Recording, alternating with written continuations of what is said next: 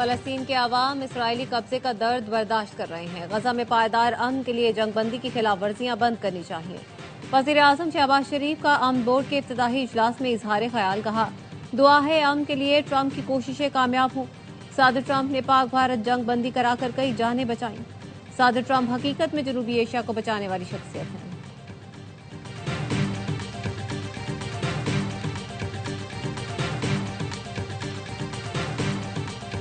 अमरीकी सदर ट्रंप की एक बार फिर वजीर आजम और फील्ड मार्शल की तारीफ। फील्ड मार्शल आसिम मुनीर को शानदार जनरल और शख्स करार दिया। ट्रंप ने कहा फील्ड मार्शल मजबूत आदमी और अच्छे फाइटर हैं। वजीर आजम शहबाज शरीफ को बहुत पसंद करता हूँ। पाक भारत जंग के दौरान शहबाज शरीफ से ताल्लुक बढ़ा। ट्रंप ने शहबाज शरीफ को गले भी लगाया।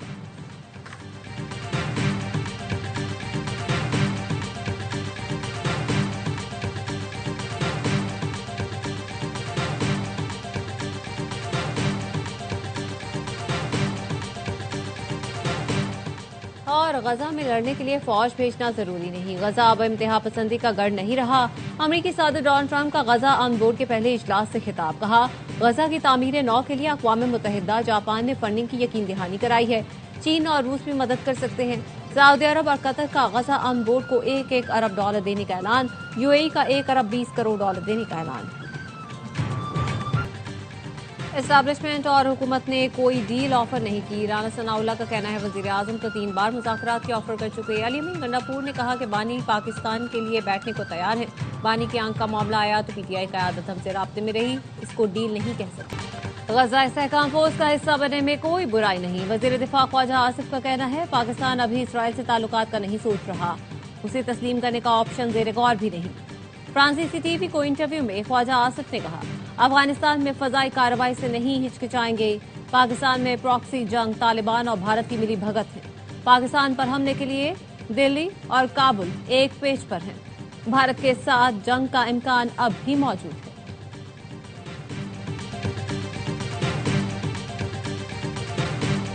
फलस्तीन में अमन के लिए बोर्ड ऑफ पीस में शामिल हुए। हमास को गैर मुसल्लह करने में शामिल नहीं होंगे।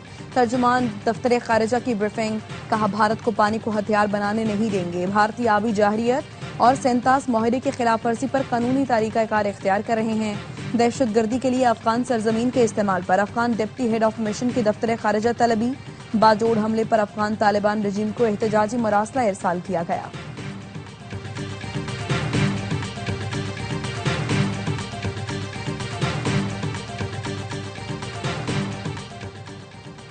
लकी मरवत में सिक्योरिटी फोर्सेस का इंटेलिजेंस बेस्ड ऑपरेशन।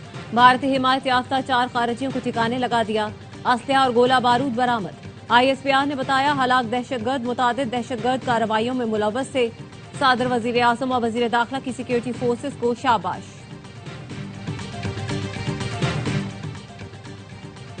10 दिन में ईरान से मुतालिक किसी हल तक पहुंच जाएंगे। अमरीकी सदर ट्रंप का कहना है ईरान से अच्छे मुज़ाकरात हुए, मुआहिदा आसान नहीं लेकिन हम काम कर रहे हैं। ईरान के पास जौहरी हथियार होंगे तो खित्ते में अमन मुमकिन नहीं। अमरीकी मीडिया ने दावा किया है कि अमरीकी सदर ने ईरान पर हमले की टाइमलाइन तय कर ली। अमरीकी फौज इस हफ्ते के लिए तैयार है। CBS न्यूज और CNN ने अपनी रिपोर्ट में बताया कि व्हाइट हाउस में इस मामले पर मुसलसल मुशावरत जारी है। ईरान पर मुमकिन अमरीकी हमले के पेश नजर इसराइल में हाई अलर्ट। रूस ने खबरदार कर दिया। रूसी वजीर खारजा ने कहा ईरान पर अमरीकी हमले के संगीन नताइज होंगे। ये आग से खेलने के बराबर होगा। मशरिक़ वुस्ता में बढ़ती कशीदगी, बैनुल अक़वामी मार्केट में खाम तेल की कीमतों में 4.5% इजाफा।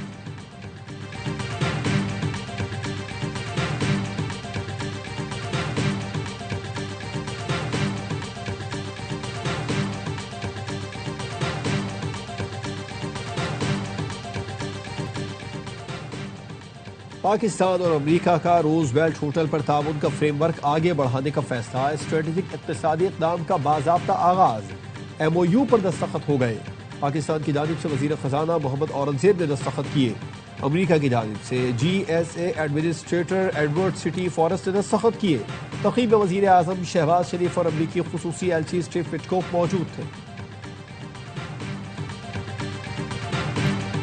पाकिस्तान हॉकी फेडरेशन के सदर तारिक बुक्टी ने ओहदे से इस्तीफा दे दिया। ऑस्ट्रेलिया के दौरे पर बद इंतजामी का मलबा स्पोर्ट्स बोर्ड पर डाल दिया। जाते जाते कप्तान अमाद शकील बट पर 2 साल की पाबंदी का भी ऐलान। कहा अमाद बट ने बगावत के लिए खिलाड़ियों को उकसाया मुल्क को बदनाम किया। वजीर आजम और फील्ड मार्शल तहकीकाती कमेटी बनाकर जिम्मेदारों को सजा दिलाएं। तारिक बुक्ती की जगह मोहिउद्दीन वानी हॉकी फेडरेशन के एडहॉक सदर तैनात। वजीर आजम ने मंजूरी दे दी।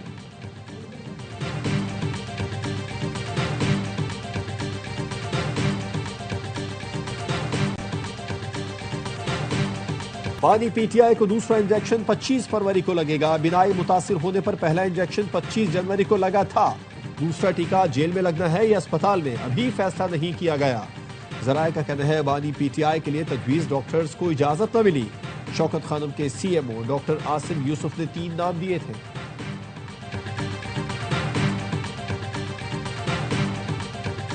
राना सना साहब, आपने कहा बानी पीटीआई को 2 बार डील की पेशकश की लेकिन वो नहीं माने। पहले ये बताएं कब, कहां और कैसे, या ये वो डील है जिसका सिर्फ आप लोगों के तसव्वुरात और आपको ही पता है? सेनेटर फैसल वाडा कहते हैं आप लोग खुशकिस्मत हैं, अगर वो ये मुबैना डील कबूल कर लेते तो आपको पता है फिर उसने सियासतदानों के पीछे आना ही आना है और आप लोगों को छोड़ना भी नहीं है। राना साहब, हवा में तीर ना चलाए वरना उड़ते तीर की कहावत तो आपने सुनी होगी। सियासी बारीक वारदातें अब पुरानी हो गई हैं, कुछ नया सोचें। रमजान मुबारक and good luck.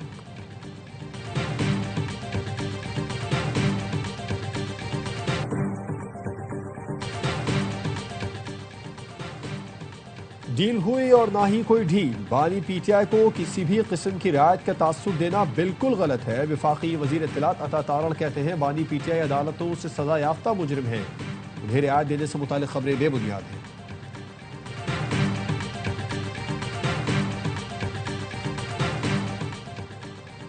Net metering दरख्वास्तों से मुतालिक वजीर तवानाई का फैसला। 8 फरवरी तक जमा होने वाली दरख्वास्तों को पुराने रेगुलेशंस के तहत ही प्रोसेस किया जाएगा। पावर डिवीजन की जानिब से बिजली कंपनियों को अहकाम जारी कर दिए गए।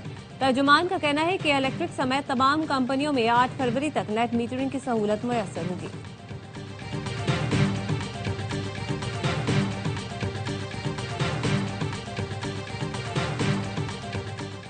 पाकिस्तान में डाटा तक रसाई और व्हाट्सएप हैकिंग में होशरुबा इजाफा। 1 साल के दौरान NCCIO को 1,57,465 शिकायत मौसूल हुई।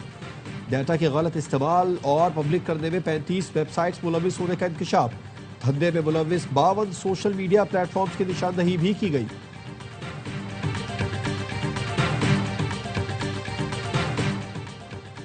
बरतानवी बादशाह के भाई गिरफ्तार। पुलिस ने एंड्रयू माउंटबेटन को इख्तियारात के गलत इस्तेमाल पर गिरफ्तार किया। एंड्रयू आज अपनी सालगिरह मना रहे थे कि पुलिस ने उनके घर पर छापा मारा। शाह चार्ल्स के भाई के जेफरी एप्स्टीन से ताल्लुकात सामने आए थे। एंड्रयू पर जेफरी एप्स्टीन को खुफिया हुकूमती दस्तावेजात की फराहमी का इल्जाम है।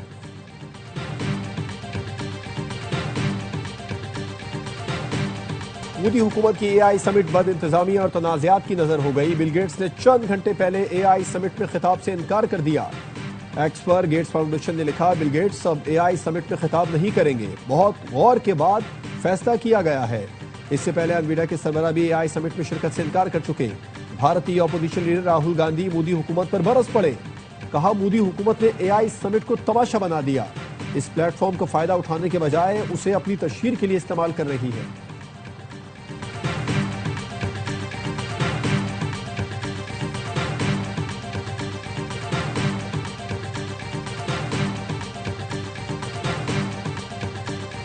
कराची में पुलिस मोबाइल में डकैती। स्पेशलाइज्ड यूनिट के सादा लिबास एहलकारों ने सुरजानी में दुकान का सफाया कर दिया।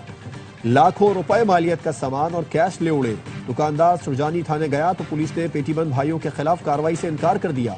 मुतासिरा दुकानदार का कहना है लूटमार करने वालों में एहलकार वक्कास हबीबुल्ला और सिराज शामिल हैं।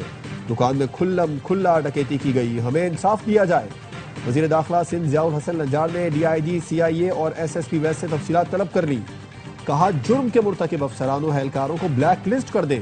पुलिस में मौजूद काली भेड़ें नाकाबिले बर्दाश्त हैं।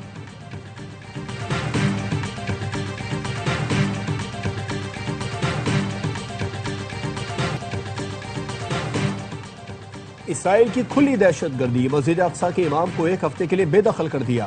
फलस्तीनी इमाम शेख मोहम्मद अल अब्बासी को बगैर किसी वजह के मस्जिद अक्सा से हिरासत में लिया और बाद में उन पर मस्जिद में दाखिले पर पाबंदी लगा दी। इसराइली फोर्स ने यहूदी आबादकारों के दाखिले का वक्त बढ़ाकर 5 घंटे कर दिया। नमाजियों के दाखिले पर पाबंदियां मजीद सख्त कर दी। खान यूनिस में एक निहत्थे नौजवान को शहीद कर दिया।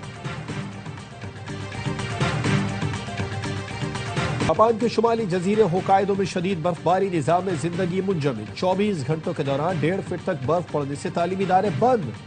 कारोबारी सरगर्मियां भी बुरी तरह मुतासिर। बर्फानी तूफान के बायस 135 परवाजें मंसूख हो चुकी हैं। 300 के करीब ट्रेनों का पहिया भी रुक गया। सड़कों पर बर्फ के ढेर हटाने के लिए इंतजामिया के साथ साथ शहरी भी सरगर्म।